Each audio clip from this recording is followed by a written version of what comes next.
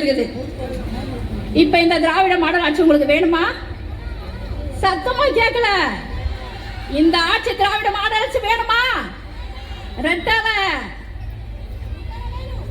தற்போது சோழிங்கநல்லூர் தொகுதிக்கு உட்பட்ட பகுதியில் பட்டா இல்லாத வீடுகளுக்கு காமகோடி நகர் ஐஐடி காலனில சமுதாய நல கொடுத்துல கொஞ்ச நாளைக்கு ஒரு 10 நாளைக்கு முன்னாடி கொடுத்தாங்க. ஒரு 200 பேருக்கு பட்டா கொடுத்தாங்க. ஆனா சோழிங்கநல்லூர் தொகுதியில் 20,000க்கும் மேற்பட்ட குடும்பங்களுக்கு இன்ன வேற பட்டா இல்ல. சொல்லுங்க, கொடுப்பாங்களா? இந்த திராவிட மாடல் ஆட்சி வேணுமா உங்களுக்கு? அப்போ நீங்க முடிவெடுக்கணும். தமிழ்நாட்டிலேயே பெரிய தொகுதி சோழிங்கநல்லூர் தொகுதி தான்.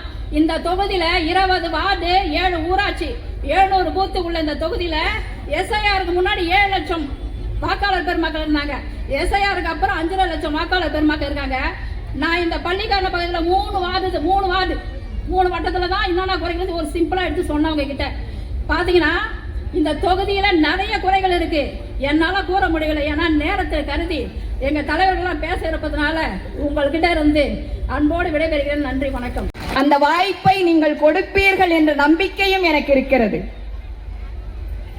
அம்மா கருணை, அன்பு, பேரன்பு, அதை போலே தைரியம், போர்க்குணம் ஒன்னு பிடிச்சா அதை அடையாம விடவே மாட்டாங்க.